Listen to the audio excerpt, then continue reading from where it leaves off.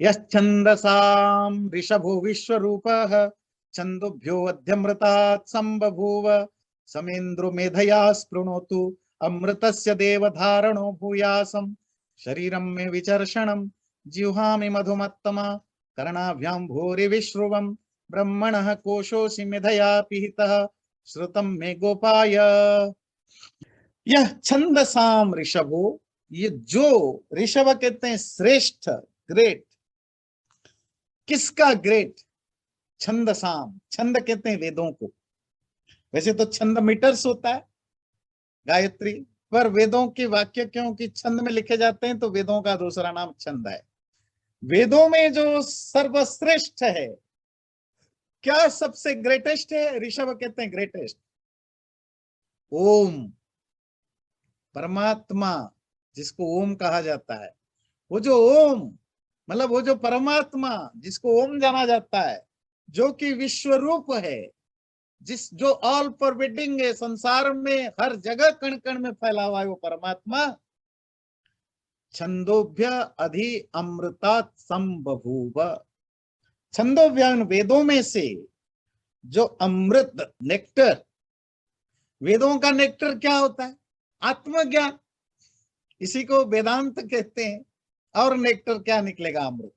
वो वेदों से निकला हुआ है जो अमृत या आत्मज्ञान या ब्रह्म ज्ञान है, जो निकला, वो उस ब्रह्म ज्ञान के द्वारा जाना जाने वाला वो जो वेदों का श्रेष्ठ विषय जो ऋषभ, जो कि विश्वरूप है, ओम नाम से जाना जाने वाला परमात्मा, वो स मां इंद्र, और वो जो इंद्र ऐश्वर्यों का, ऐश्वर्य समझते हैं, प्रॉस्पेरिटी की स्वामी परमात्मा, मां मुझे मेधया, मेधा कहते हैं विजडम, बुद्धि से, स्पृणोतु बलवान बनाए, make me strong, make me powerful. किससे पावरफुल बनाए? मेधा से, शरीर से नहीं। उपनिषद का ऋषि शरीर का बल लेकर क्या करेगा? फिजिकल पावर लेकर क्या करेगा? उसको तो इंटेलेक्चुअल पावर चाहिए। तो मुझे स्ट्रांग बना, स्पृणोतु, मुझे बलवान बनाए। ध्यान रखिए, ये सब प्रार्थना है। प्रार्थना समझते हैं? Asking something. आमतौर पर जो उपनिषद होते हैं उसमें प्रार्थना बहुत रेयर होता है ना? आस्किंग समथिंग टू गॉड कम होता है। तैत्तिरीय उपनिषद में ऐसा आपको दिखता है। क्यों? Again because it's part of the Aranyaka, क्योंकि वो आरण्यक से रिलेटेड है, सीधा आरण्यक का एक हिस्सा है। और आरण्यक यज्ञ से रिलेटेड ग्रंथ, यज्ञ का एक तरह के एक्सपोजिशन है। तो इसीलिए उसमें यज्ञ की जो एक माइंडसेट है, यज्ञ के माइंडसेट में क्या होता है? आप प्रभु से प्रभु की स्तुति करते हैं, कुछ मांगते हैं। पूजा का तो यही पर्पस होता है ना, कि प्रभु मुझे बुद्धि दो, मुझे ज्ञान दो ना, वगैरह वगैरह। तो इसीलिए आपको ये सब मिलता है।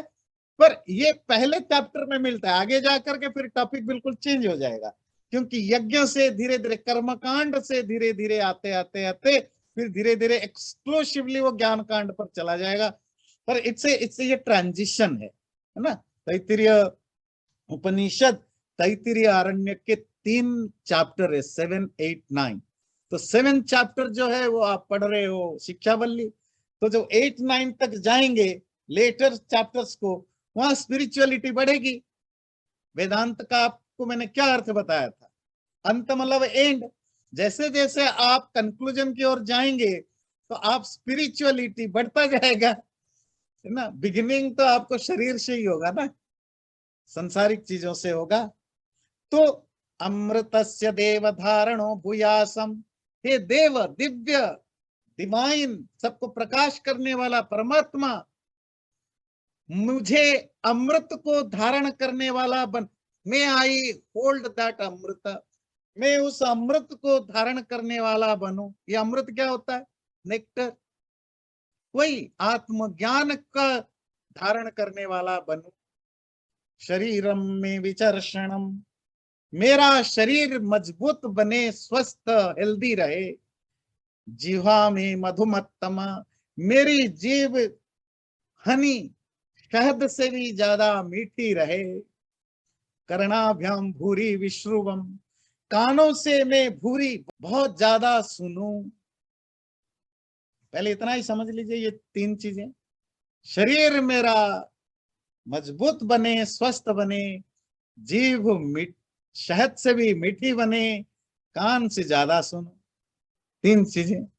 शरीर विचर्षण, विचर्षण का यहाँ सामान्य अर्थ है कि बहुत स्वस्थ, विचक्षण जिसको कहते हैं, विचक्षण वाला स्मार्ट, बॉडी के हिसाब से हेल्दी बने, जीभ मीठी बने, और तीसरा क्या कहा, कानों से ज्यादा सुनो।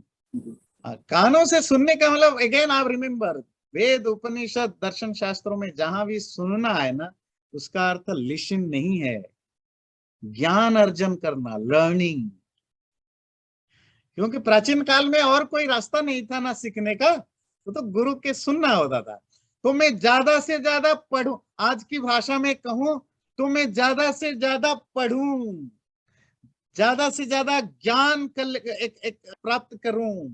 जीव को शहद से भी मीठा, मधुमत्तम, क्या भाव है, मीठा बोलो, मीठा बोले, बिल्कुल मधुर भाषा, जीभ इतनी ज्यादा मीठी हो जाए कि जो भी बोलो वो मिठास हो, मिठास से भरा हो।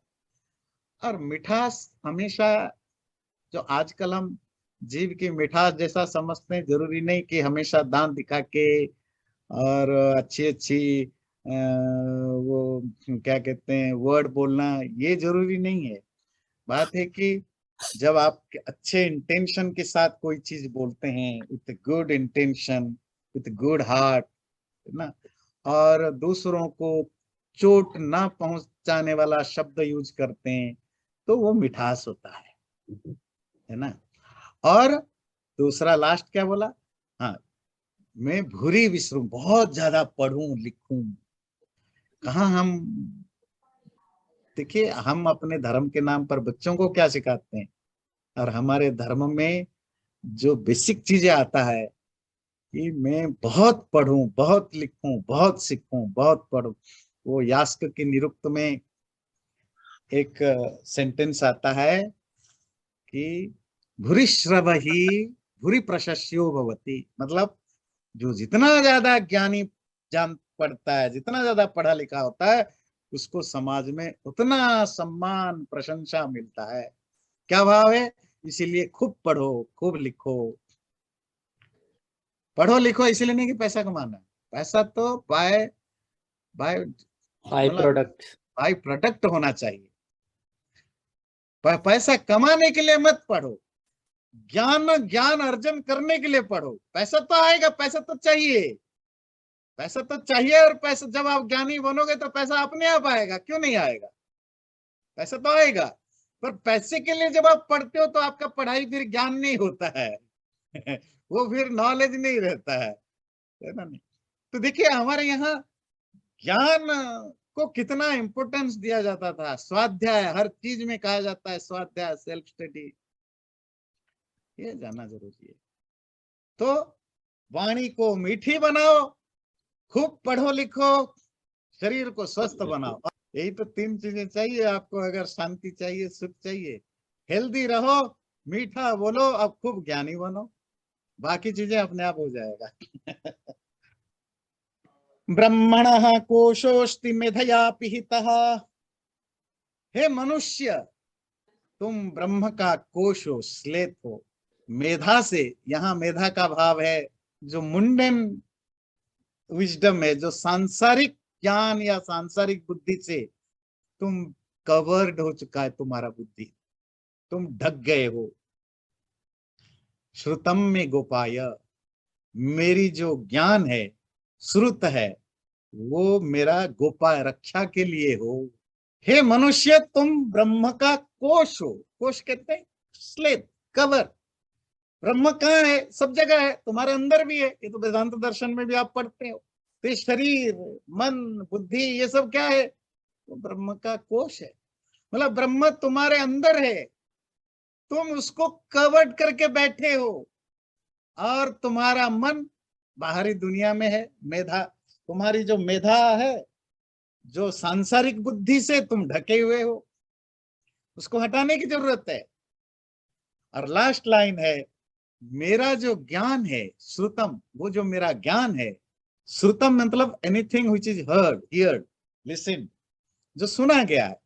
प्राचीन काल में सारा ज्ञान कैसे आता था? श्रुत से, श्रवण से। इसीलिए शास्त्रों को क्या कहा जाता है? श्रुति। जो कुछ भी मेरा ज्ञान हो वो किस काम में आए? गोपाय, गोप के लिए। गोप मतलब रक्षा, गुपी रक्षण धातु है, रक्षा के लिए। वो रक्षा फिजिकल प्रोटेक्शन हो, मेंटल प्रोटेक्शन हो, इंटेलेक्चुअल प्रोटेक्शन हो, स्पिरिचुअल प्रोटेक्शन हो, सोशल प्रोटेक्शन हो, पॉलिटिकल प्रोटेक्शन, मतलब किसी की भी हर चीज को रक्षा करने के लिए मेरा ज्ञान आए, काम आए। ओके। ये लौकिक विद्या जी, गुरु जी जो बोल रहे हैं बाहरी विद्या से कोष ढका हुआ है। हाँ हाँ हाँ हाँ, बाहरी विद्या से, मेधा से, बुद्धि से ढका हुआ है, पिहिता। तो मतलब वही होगा जैसे स्पिरिचुअल नॉलेज वर्सेस फिजिकल, जैसे कि वही हुआ ना, जो जो हम रोज जब यूनिवर्सिटी कॉलेजेस में जो पढ़ते हैं वो तो फिर वही हो गया, विद्या को ढका ही हुआ, विद्या विद्या हुई ना। हाँ बिल्कुल बिल्कुल। जिसको अपने देखो कठोपनिषद में, मुंडकोपनिषद में आपने पढ़ा, श्रेय, प्रेय, अविद्या, विद्या, अपरा विद्या, परा विद्या, ये जो पढ़ा है ना। जी तो ये जो अपरा है, जो श्रेय है, जो अविद्या है, जो सांसारिक विद्या है, उससे तुम ढके हुए हो। क्योंकि वो क्यों? क्योंकि वो प्रेय है, वो प्लेजरेबल है, मजा आता है, इसलिए तुम उसमें ढके हुए हो। पर तुम एक्चुअली ब्रह्म का ढकाव हो, तुम्हारे अंदर ही ब्रह्म है। तो ये तुम्हारे अंदर जिस दिन ये अवेयरनेस आ जाए, जब तुम्हारे अंदर ये जागृति आ जाए, फिर तो तुम्हें बाहरी दुनिया ढूंढने की जरूरत नहीं, अपना मिल जाए। ये श्रुतम में गोपाय, ये इंटरेस्टिंग है। मेरा ज्ञान गोपाय, गोप के लिए हो, रक्षा के लिए हो। देखिए, एक तो गोप, जो जो कृष्ण का गोप है, वो तो एक जगह का नाम है ना। जैसे एक बार पिछले क्लास में कहीं बताया था, जो वैश्य को गुप्त कहते हैं, वो भी उसी गुप धातु से बना है, गुपी रक्षिणी। गोप, गोप्ता, गुप्त, ये सब रक्षा के अर्थ में आता है। वैश्य क्या रक्षा करता है? आपकी जीवन, क्योंकि खाना पीना सारा जिन, धन, गाय, दूध, ये सब किससे रिलेटेड काम है? वैश्य से। कंसर्व तो करके ये देता अनाज, ये सब, इसीलिए उसको गुप्त कहा गया। और जो वर्म है, वर्मा, क्षत्रिय को, वो बाहरी दुनिया से प्रोटेक्ट करता है, शत्रुओं से प्रोटेक्ट करता है, कवच का। क्षत्रिय का क्या काम है? आर्मर है, ठीक है। तो वो अगर बाहर से कोई अटैक होता है, उससे प्रोटेक्ट करेगा। पर बाहर से अटैक ना हो तो भी मैं मर जाऊंगा ना, अगर खाना नहीं मिला, पीना नहीं मिला, कपड़े नहीं मिले। तो ये किसका काम है? वैश्य का है। तो इसीलिए वैश्य को का सरनेम होता था गुप्त, क्षत्रिय का वर्म, ब्राह्मण का क्या था? शर्मा। शर्मा, खुश, सुखी, सुख। आपने लास्ट लास्ट क्लास में पढ़ा था ना, जी। सुख, आनंद, वो आनंद देने वाला। और जो इन तीनों से अलग है, वो दास, सेवा, सेवा करने वाला जो है, दास है। Ji, हाँ, I just have one. So can we say that this sharir or body of ours is a hindrance between the Brahman and? हाँ बिल्कुल। देखिए, it's a continuous struggle, life struggle. क्या हम अंदर की यात्रा करें कि बाहर की जर्निंग करें कि अंदर की So it's journeying? like in between, the body is in Yeah, between. we are, or most of us are very much leaning towards the external work, and that is pleasurable, that is prayer. तो श्रेय और प्रेय के धार पर हमारा mind है।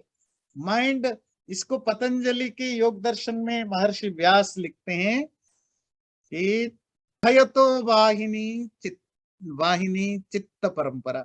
ये जो माइंड है, ये दोनों तरफ बहने वाली नदियां है। एक तरफ अच्छी चीजें बहती है, एक तरफ बुरी चीजें बहती है। और हमारे माइंड में से दोनों बहते हैं। गुस्सा भी यहीं से आता है, प्यार भी यहीं से आता है, त्याग भी यहीं से करते हैं, और लालच भी यहीं से करते हैं, है ना? नहीं, स्पिरिचुअलिटी भी माइंड के द्वारा ही अचीव होगा, और जो मटेरियल सक्सेस है वो भी माइंड से के द्वारा होगा। तो माइंड की दो धाराएं कॉन्स्टेंटली बहती है। तो जो स्मार्ट है वो एक्सटर्नल दुनिया को बहने वाली माइंड को में बांधता है है ना, बांध समझते हैं, तो बांधता है, और उस पानी को, ये जो माइंड की जो फ्लो को, वो इंटरनल जॉइनिंग की तरह मोड़ देता है, जिससे कि वो फिर वहां बेटर या ग्रेटर ब्लिस को पा सके। चैनल को सब्सक्राइब जरूर करें और वीडियो अच्छा लगे लाइक भी जरूर करें।